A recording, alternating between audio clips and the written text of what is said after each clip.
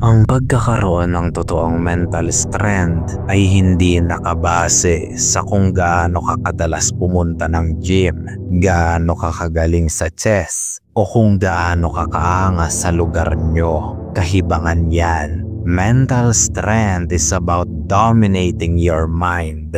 Kaya kung alipin ka ng sarili mong utak at sunod-sunuran ka sa kung anong ipagawa nito sa'yo, ibig sabihin, bagsak ang mental strength mo. Alalahanin mo, tatraydorin ka ng sarili mong kaisipan kapag pahina-hina ka. If you are mentally weak, your mind will betray you. Gagawin ka niyang sunod-sunuran sa masasamang bisyo. Ilulubog ka ng sarili mong utak sa mga meaningless pleasures at distractions ng mundong ito. Tatraydorin ka niyan at kokontrolin ka palayo sa mga goals mo dahil mahina ka. Para kang bakal na sinisira ng sarili nitong kalawang. Kaya kung wala kang kamalayan, ito ang 7 senyales ng lalaking may mental toughness. And be honest to yourself at ilagay mo sa comment section kung ilan dito ang mayroon ka. Just don't forget to like and subscribe for more quality contents like this. Let's begin. Number 1. Comfortable being alone. Ang lalaking mahina, hindi yan tatagal sa pag-iisa. Masisira ang ulo niyan dahil sa lungkot at katahimikan.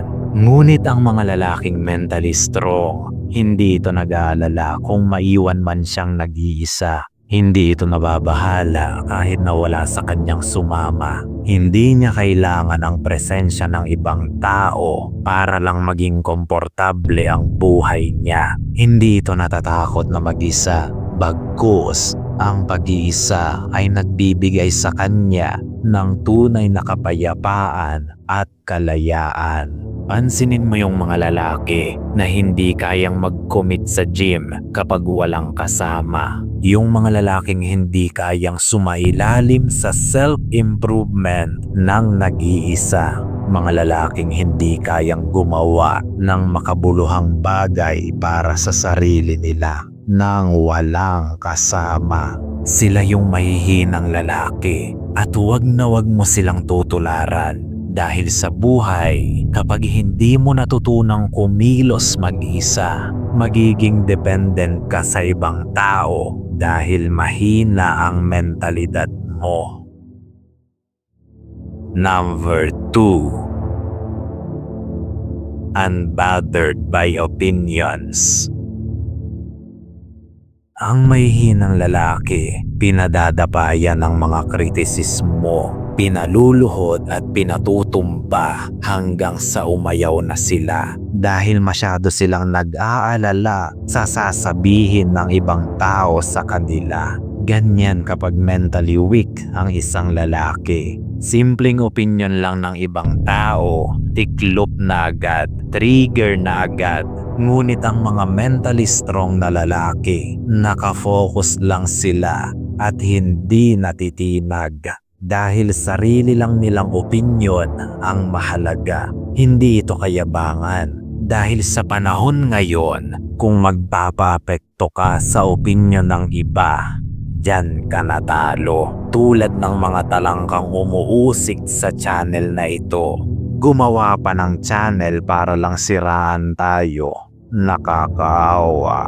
Halatang desperado na. Mga nagbibigay ng kritisismong wala namang laman. Basura lang. Gusto lang mapansin.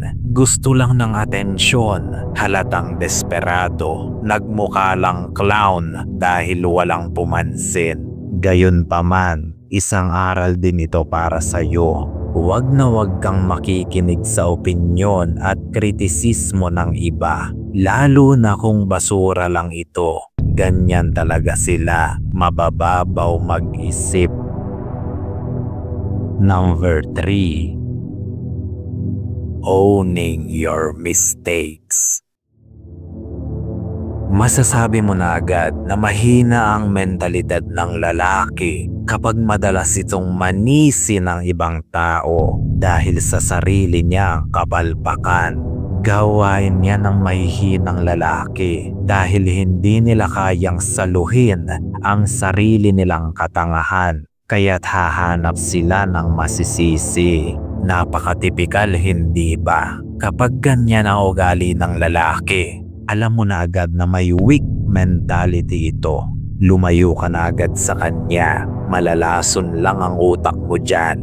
Gayunpaman, ang lalaking mentally strong, kaya niyang tumayo at panindigan ang sarili niyang pagkakamali. Hindi yan magtuturo ng iba na parang batang babae na iyakin.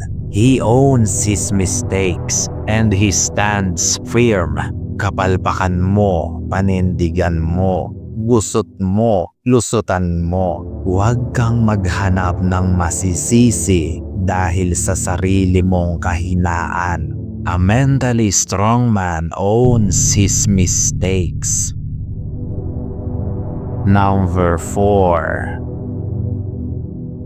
No excuses.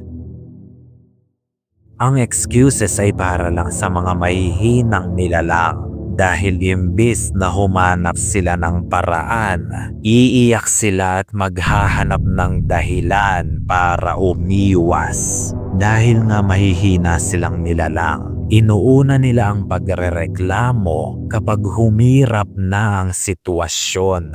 Inuuna nilang umiyak kaysa umisip ng paraan. Ganyan sila, kadiri at mga nakakaawa. Kung mentally strong kang lalaki, wala sa bokabularyo mo ang salitang excuses. Dahil inuuna mong humanap ng solusyon at ayusin ang problema kaysa umiyak gaya ng mahihinang lalaki. Mentally strong men figure it out. They adapt and get things done without excuses.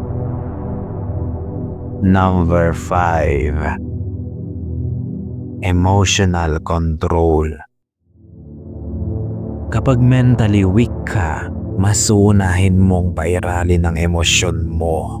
Madali kang magalit dahil wala kang self-control. Mabilis kang masaktan dahil masyado kang sensitive. Mabilis kang umiyak dahil mababaw ang luha mo. Kadiri ka. Sa madaling salita, masyado kang emosyonal. Hindi mo kayang magpakalalaki dahil hindi mo kayang kontrolin ang emosyon mo. Nakakaawa ka naman.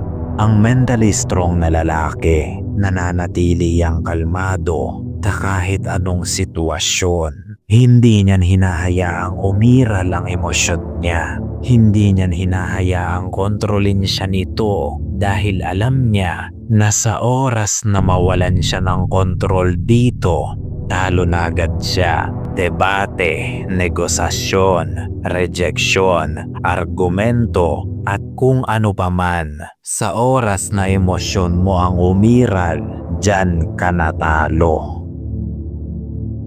Number 6. Calm under pressure. Bilang lalaki, puno ang buhay mo ng mga pasakit na bigla-bigla na lang darating na hindi mo inaasahang pagkakataon. Tandaan mo, ang buhay, babatuhin ka niya ng mga problema hanggang sa tumumba ka. At ganyan ang nangyayari sa mga mentally weak na lalaki. Nalulugmok sila sa buhay kahit gaano kalakas ang katawan mo. Kung mahina naman ang mentalidad mo, paluluhurin ka ng buhay. Ngunit ang mga mentally strong na lalaki, hindi yan natitinag sa kahit anong ibato sa kanila. Hindi mo yan makikitang nagrereklamo, nagwawala at umiiyak. Hindi mo yan makikitang nahihirapan dahil kalmado lang niyang dinadala ang lahat ng bigat sa balikat niya. At kung sakaling manghina siya, Iiyak yan, ngunit sa harap lang ng Diyos, nakaluhod at nagdarasal na wag siyang pabayaan at bigyan pa ng lakas. That's what they do. That is the life of a real man. Number 7. Moving after failing.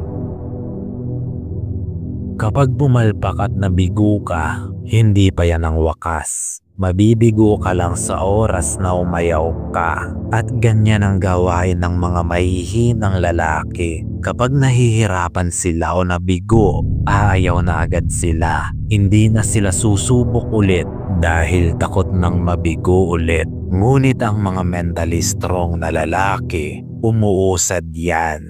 Hindi niya hinahayaang matengga siya. Kung natalo man siya o nabigo, tinatanggap niya ito. Ngunit hindi siya tumitigil na lang dito. At kung isa ka sa kanila, aralin mo lang kung saan ka nagkamali. Tapos bumangon ka ulit. Dahil walang darating para tulungan ka. Ikaw at ikaw lang ang gagawa niyan para sa sarili mo. Nabigo ka man, may matututunan ka pa rin naman dyan. At saka mo ito gamitin upang mas tumalino at mas lumakas pa para sa iyong pagbabalik. Hindi ka nalalampa-lampa dahil ngayon alam mo na ang dapat mong gawin. Gayunpaman, marami nga ang makakapakinig, ngunit iilan lang ang makakaunawa hanggang sa muli nating pagkikita.